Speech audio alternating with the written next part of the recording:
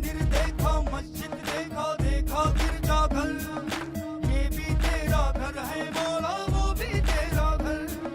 मेरे मौला, मेरे मौला, मेरे मौला, मेरे दादा, अजब ठिकाना तेरा, अजब ठिकाना तेरा, अजब ठिकाना तेरा। हुजूर, ख्यालात ना आए, इसका कोई तरीका भी तो होगा। हाँ हाँ बिल्कुल। ज़माने कदीम से ही खानकाहों, आश्रमों और मठों में कुछ ऐसी प्रैक्टिस और मशक़ें कराई जाती हैं जिनसे यकसुइयत हासिल करने में मदद मिलती हैं। खुसूस बिलखुसूस मराकबा किसी ख़ास मज़हब व मिल्लत की जागीर नहीं। ये जैसा सूफियों के वहाँ होता है वैसा ही नाम, लैंग्वेज, टर्मिनोलॉजी और चंद तरीक़ों के फ़र्क के साथ तमाम मज़ाहिब में मौजूद हैं। ज़माने कदीम से ही सूफिया कराम की खानकाहों में यकसुइयत के लिए 5 खास मशक़ें कराई जाती हैं जिनकी मदद से डबल माइंडेडनेस यानी ज़हनी भटकन से छुटकारा यानी यकसुइयत बढ़ाने में आसानी हो जाती है। जी हुजूर। अली, वैसे तो ये अमलन करके समझने वाला मसला है, मगर मैं तुम्हारी समझ की खातिर लफ्ज़ों में बयान किए देता हूँ। मगर सिर्फ जानकर कुछ हासिल नहीं होता। अगर तुम लोग इसका हकीकी फ़ायदा हासिल करना चाहते हो तो जो इल्मी ज्ञान तुम्हें दिया जा रहा है उस पर अमल करना होगा, वरना कोई मुकाम और मंजिल हासिल नहीं होगी। इन मशकों में सबसे अव्वल मश्क हफ्से बसर की करनी होती है। पहली मश्क हफ्से बसर है। ये फारसी ज़बान का लफ्ज़ है। ये 2 लफ्ज़ों से मिलकर बना है। पहला लफ्ज़ है हफ्स, जिसका मानी है रोकना, और बसर के मानी होते हैं निगाह, यानी हफ्से बसर के मानी होते हैं अपनी निगाह को एक जगह पर रोके रखना या किसी खास मुकाम या नुक्ते को टिकटिकी बांधकर देखते रहना। इस मशक़ करने का एक तरीका शमा बीनी है। चंद खानकाहों में सूफिया कराम अपने मुरीदान से रातों में शमा बीनी की मशक़ करवाते हैं। ये जान लो कि ये कोई मजहबी फरीज़ा नहीं है, सिर्फ एक मशक़ है। और एक तरीका ये है कि इस मशक़ को करने के लिए किसी कोरे कागज़ पर एक सिक्के नुमा दायरा बना लिया जाता है और उसे बगौर देखा जाता है। कुछ दिनों बाद उस दायरे या सर्कल को थोड़ा छोटा कर लिया जाता है। उसी तरह छोटा करते करते बतदरीज एक नुक्ते की तरह कर लिया जाता है, जिससे नज़र का ठहराव पैदा होता है, नज़र भटकने से रुक जाती है। फिर ऐसा हो जाता है कि तुम जिस चीज़ पर फोकस करते हो नज़रें उसे वाज़े तौर पर देखती हैं। क्या बात है। उसके बाद दूसरी मशक़ है हब्से दम, यानी सांस रोकने की तरकीब। अपने सांस को अपने अंदर इतनी देर तक रोका जाए जब तक तुमसे मुमकिन हो। इस मशक़ को सूफिया कराम पानी में डूबकर करते हैं।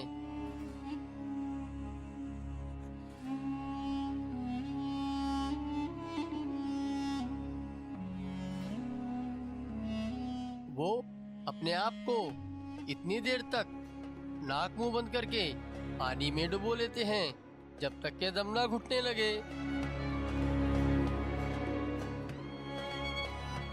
ऐसा करते करते वो अपने आप को काफी देर तक सांस रोककर पानी में डुबाए रखते हैं। फिर इसी मशक को इसके बाद अपने घर में पानी से बाहर करते हैं।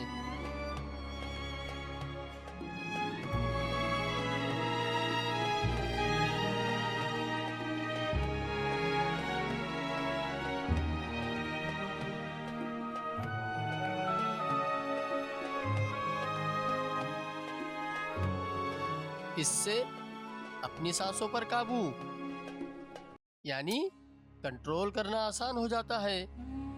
اس مشق کا سب سے بڑا فائدہ یہ ہوتا ہے کہ ہمارا من جو کہ چنچل گھوڑے کی مانند ہے، جو ایک لمحے کو بھی چین سے نہیں ٹھہرتا، بھٹکنے سے رک جاتا ہے، ہر وقت بے چین نہیں رہتا، اس میں ٹھہراؤ آ جاتا ہے،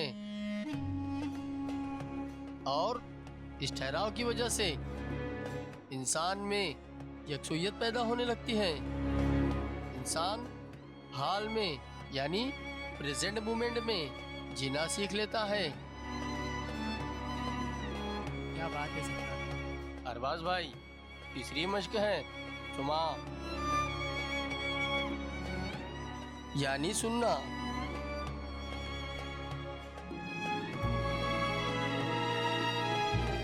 آج اس دور میں اس مشق کا کرنا نہایت ہی آسان ہے۔ کوئی نعت، حمد، منقبت یا قوالی آڈیو پلیئر پر لگا لو اور سنتے رہو، اور جو کچھ سن رہے ہو اسے ہی دہراتے ہوئے ساتھ ساتھ گنگناتے رہو یہاں تک کہ اس میں کھو جاؤ، یا کوئی ایک شعر پکڑ لو اور اسے ہی دہراتے رہو۔ مثلا نظام الدین محبوب الہی رحمۃ اللہ علیہ کے دور کا واقعہ ہے کہ ایک روز امیر خسرو رحمۃ اللہ علیہ نے ایک شعر سنایا، ہاں جو رنگ ہیری۔ جب یہ شعر پڑھا گیا سب اسی کو دہرانے لگے اور گم ہو گئے، سب پر ایک مستی کا عالم طاری ہو گیا۔ پھر سب رقص کرنے لگے۔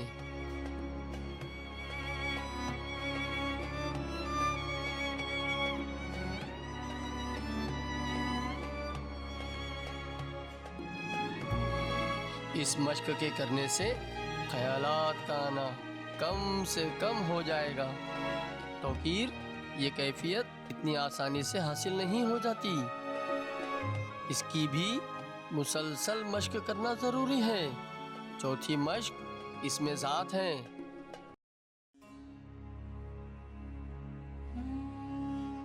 پروردگار کا کوئی بھی صفتی نام لے لو، جیسے رحمان، رحیم، اللہ، ہو وغیرہ وغیرہ، اور بغیر زبان ہلائے اپنے من ہی من اس نام کو دہراتے رہو۔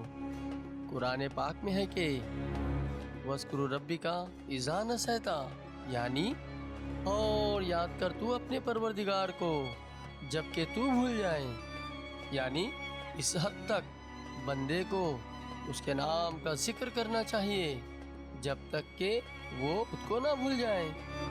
نبی کریم صلی اللہ تعالی علیہ وسلم نے فرمایا ہے کہ تم اپنے رب کو یہاں تک یاد کرو لوگ تمہیں مجنون یعنی دیوانہ کہنے لگے۔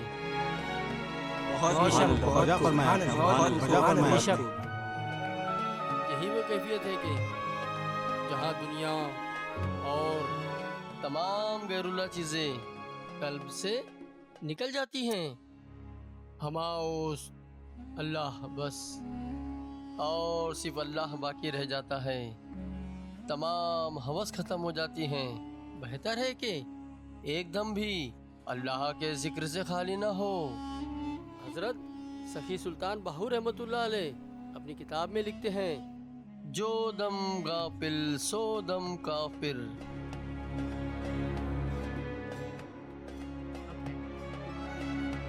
اس سے اللہ کا ذکر بھی ہو جائے گا، اور ذکر کے ساتھ ساتھ فکر اور تصور ہوگا، تو من ادھر ادھر نہیں بھٹکے گا۔ اس سے عبادت میں سرور اور تاثیر پیدا ہونے لگے گی۔ پانچویں مشق شغل سرمدی ہے۔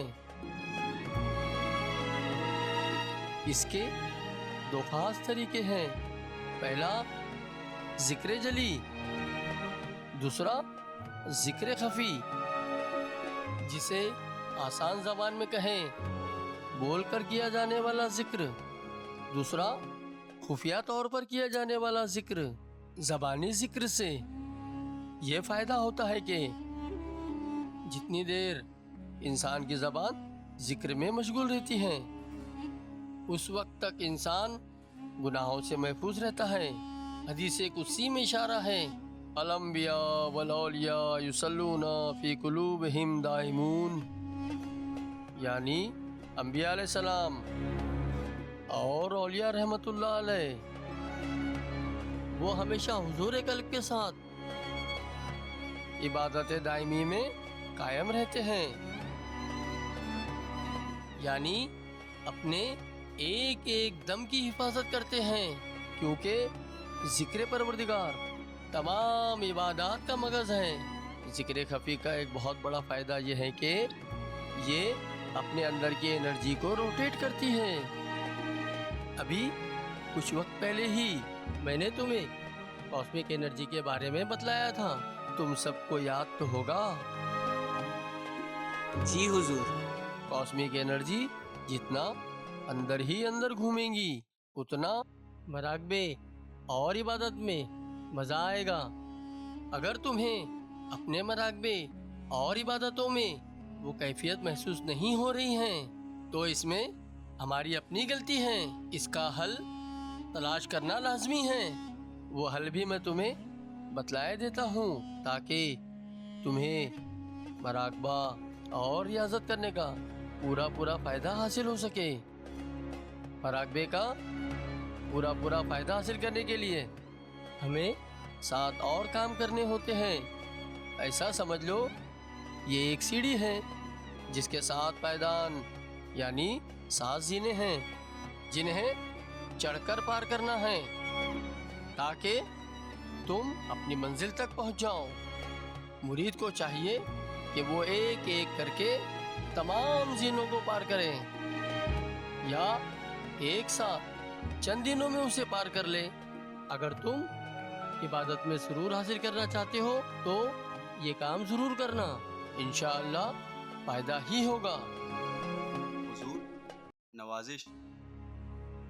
पहला पायदान परवरदिगार की कामिल बंदगी है, जिसे सूफिया कराम उबूदियत कहते हैं। उबूदियत यानी अपने आप को पूरे तौर पर अपने मालिक व मौला के सुपुर्द कर देना, यानी टोटल सरेंडर। जैसे कि हम मैयत को गुस्ल देने वाले के सुपुर्द कर देते हैं, यानी अपने इरादे तक को अपने मालिक व मौला की मर्जी पर छोड़ देना। और मालिक ने जो काम दिए हैं और जो जिम्मेदारियां दी हैं, उसे पूरी ईमानदारी और दयानतदारी से पूरा करना।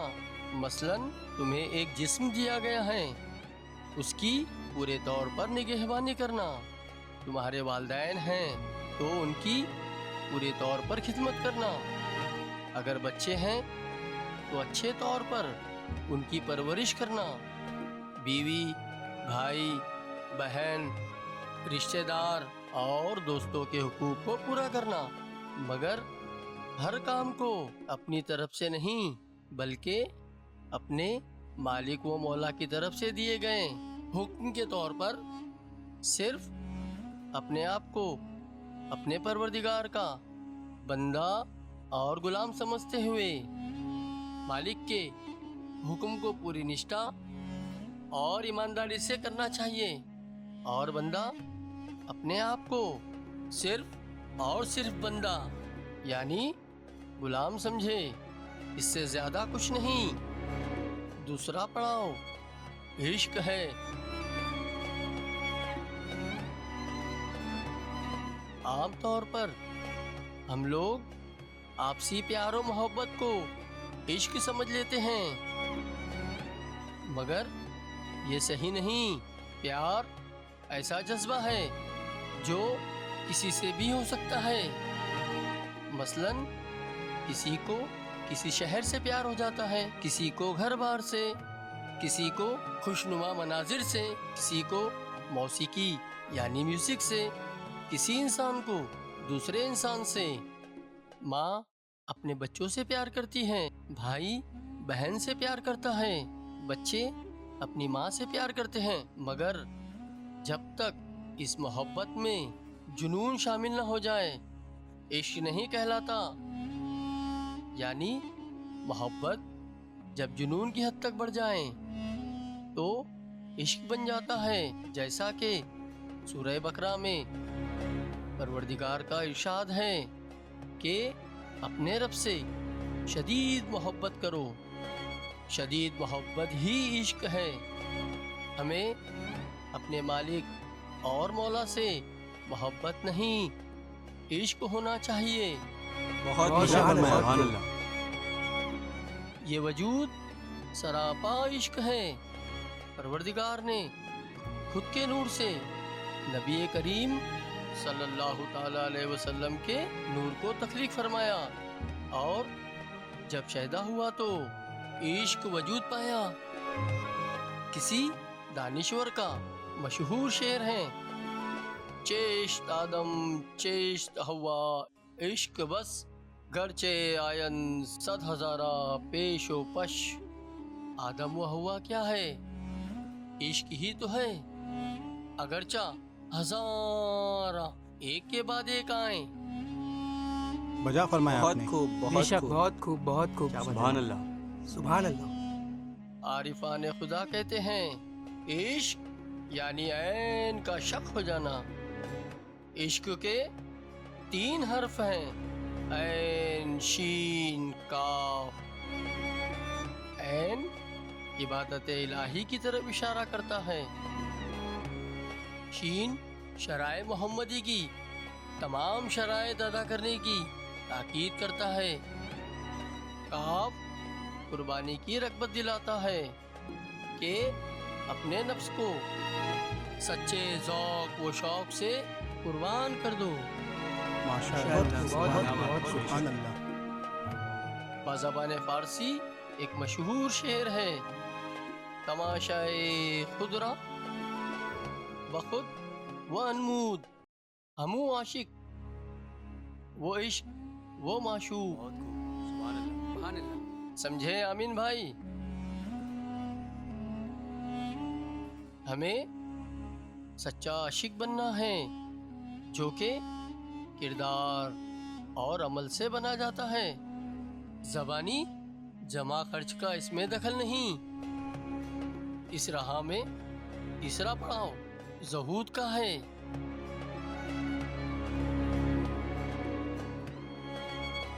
ज़हूद यानी पाकी, सिर्फ ज़ाहिर की नहीं, ज़ाहिर के साथ साथ बातिन भी पाक करना होता है। आमिन भाई, जो कि हवास की निगाहदश्त और अपनी ख्वाहिशात पर काबू पाने से हासिल होती हैं। बंदे को अपनी ख्वाहिशात पर काबू पाना होता है। इनसे लड़कर कोई नहीं जीता। बेजा ख्वाहिशात लालच को जन्म देती हैं। लालच और ख्वाहिशात दोनों जब मिल जाते हैं तो इंसान से गलत काम करवाते हैं। इनसे बचना चाहिए। चौथी मंजिल मारिफत है।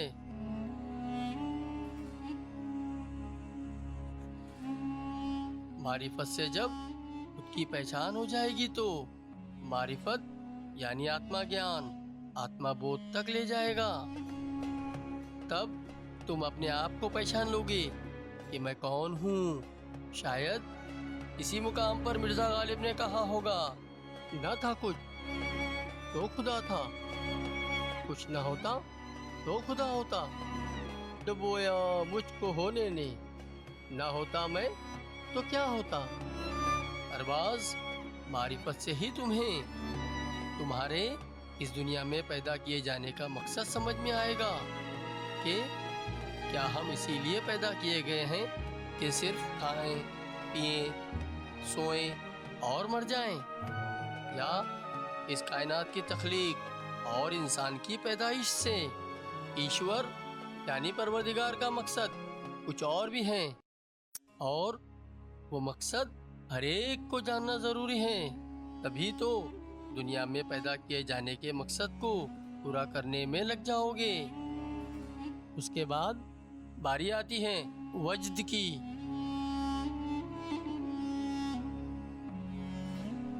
یہ پانچواں زنا یعنی پائدان ہیں۔ وجد مستی کو کہتے ہیں۔ جب انسان معرفت سے واقف ہو جاتا ہے تو معرفت اس پر مستی لاتی ہے۔ انسان نے اندر ہی اندر سے سکون اور راحت پاتا ہے۔ اسے عیش و عشرت کی تمنا نہیں رہتی، اپنے آپ میں رہنے میں سرور اور مزہ آتا ہے۔ ایسے لوگ پوری طرح پر مطمئن ہو جاتے ہیں۔ شاید ایسے ہی لوگوں کے لیے قرآن میں کہا گیا ہے کہ اے نفس مطمئنہ، اپنے رب کی رضا کی طرف چل اور داخل ہو جا میرے خاص بندوں میں، اور داخل ہو جا میری جنت میں۔ شبیر شاہ، وجد کے عالم میں ہی انسان حقیقت سے آشنا ہونے لگتا ہے، تب باری آتی ہے حقیقت کی۔ کمال شاہ، چھٹواں پائدان حقیقت ہے۔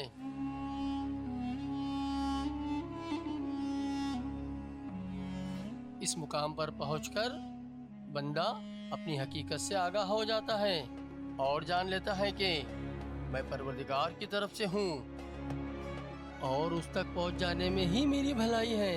حقیقت یعنی حق کا انسان کو پتہ چل جاتا ہے، تب ساتواں مقام یعنی مقام مقصود آتا ہے، جسے وصال کہتے ہیں۔ وصال ساتواں یعنی انتم زینہ ہے، یعنی جس کے معنی ہے کہ مل جانا، جیسے کہ قطرے کا سمندر میں مل کر سمندر ہو جانا۔ تم نے دیکھا ہی ہے کہ جب کوئی ولی اللہ اس دنیا سے پردہ کر جاتے ہیں تو ان کے وصال کے دن برسی منائی جاتی ہیں، اس دن خوب جشن منائے جاتے ہیں۔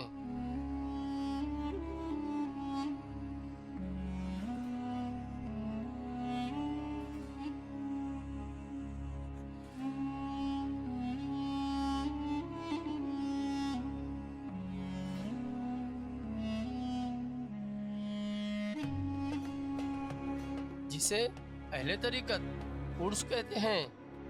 سمجھے عرس کا مطلب؟ جی حضور، ہم سمجھ گئے۔ سبحان اللہ۔ یعنی جو قطرہ جدا ہے اس کا سمندر میں مل جانے کا دن۔ اسی لیے جب کسی انسان کی روح اس جسم سے فارغ ہو جاتی ہے اور اس کی خبر جب ہمیں ملتی ہے تو ہم انا للہ و انا الیہ راجعون کی آیت پڑھتے ہیں۔ ہم سب کے کچھ سوالات ہیں، اگر اجازت ہو تو ہم باری باری پوچھ لیں۔